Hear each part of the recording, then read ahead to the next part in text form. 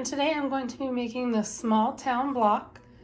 I have everything laid out, and this is what the block is going to look like. So I need to take all of these and decide what pieces I want with each house. So I think what I'm going to do is take all of these, divide them into 4 different groups so I can assemble the houses. I'm trying to cover up these cutting instructions. Okay, so I can assemble the houses and know what colors of everything I want to be mixed. I thought about maybe just randomly grabbing them, but I think then I will end up with houses I don't like. So I'm just going to take a minute real quick and kind of separate these into 4 different groups for these 4 houses. And then I will begin sewing. Okay, so I think I have everything lined out, or laid out, I should say. It looks a little maybe not like houses because I did place these together because this is the next step to sew, or not the next step, but I'll show you what the first step is, but this will be like one of the next, like the second or third sewing part. This section will, these like long rectangles. But those are the houses. Like there's 1 house, 2 house, 3, and 4.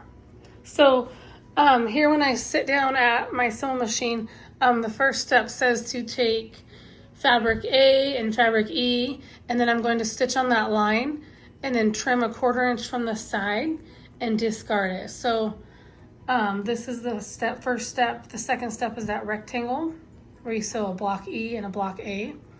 And then it looks pretty easy after that. And then you start assembling those houses. So they're gonna come together pretty fast. So let's get sewing. So I'm gonna keep doing some chain piecing as much as I can on these quilt blocks because since there are 4 little houses, I'll be able to very easily chain piece. I am still working on 9-patch blocks. So I've shared that in every one of my Lori Holt videos. I cut 2.5 inch squares in a print and a background fabric, and I'm just sewing these all together, and I'm making 9 patches with all my scraps. So I went to my scrap buckets to cut these 2.5 inch squares, and then once these 9 patches are done, I am going to put them together to make a quilt. So I'm essentially sewing on 2 quilts at once. And I haven't counted my 9 patches for a while, but I think the last time I did count them, I had over 60. I can't remember if it was over 60 or over 70, but okay. So the first step is I have an A here and I have an E. I'm going to stitch on the line and then trim away. And there are 4 of these. Okay, I'm back. So I was able to sew these little half square triangles. And these are going to be part of the roof units. Let me see. I want to see if I can zoom in. I kind of just want to make this easier for you guys to see. I feel like maybe sometimes it's not as easy to see. Okay, and then the next part was to sew a square here and a square here and kind of make this like half rectangle unit. What do they call it? That's what I would call it. They just call it a roof unit. So there you go. So I have those. So I'm going to set these aside. And next, it says to start assembling the houses. So let me show you what I have. So I have this is like a side. This is the door. This square goes above the door. This goes beside the door. And then you have the side of the house like coming off. So this is what will go there. This part. This is a window. And these squares, and these are kind of directional. There's a little flower on them. The flowers actually go, see, you can see, you know, the stems are pointing down and they're pointing up. But on these little pieces, I feel like you have this perfect little stem that's pointing down. So I will make sure that those are placed correctly. On this one, you have, you know, the flowers going every which way, so that doesn't matter. So that's what one house will look. You have like the front door area, and then you have the side with a window. So door, window. So I will, I think I'm just going to assembly line these and show you once I have them done. So I will speed this up and be right back once all 4 are done. Okay, I'm back and I have all these houses done. And now I just need to sew these roofs on. So here's one. Let me zoom out a little. So there's one. Whoops, I got all these pins here. Okay, so yeah, there's one. There's 2. So they're gonna be very scrappy. Here's 3. Excuse me. And here's 4. So I have these 4 houses done, I guess you could say. I have the houses done, like the house with the door and the window and then the roof, but I still have to do the chimney section too. So I am going to pin these and I'm going to see if it actually doesn't look like anything lines up. When you have like this roof section and then the house, it doesn't look like anything does line up.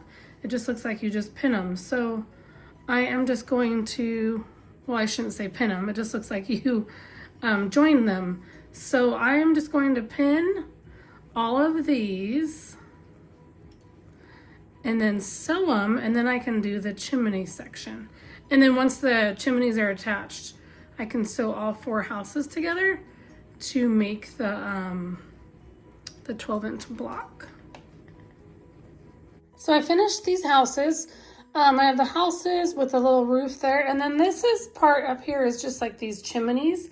So I have those 4 to do. So I'm just going to chain piece those and then attach them to the top of these houses, and then will almost be finished with this block. So these little like chimney pieces, there are 5 of them. So you have a background piece of fabric, your print, another background, another print, and then another background. So there's 5, and each of the houses are the same. So, I mean, I think I can just chain piece here. All the chimneys are sewn together, and now I just need to attach them to the houses. Okay, so for these chimneys, it does look like that maybe these corners here line up with that roof line. So I will try and do that.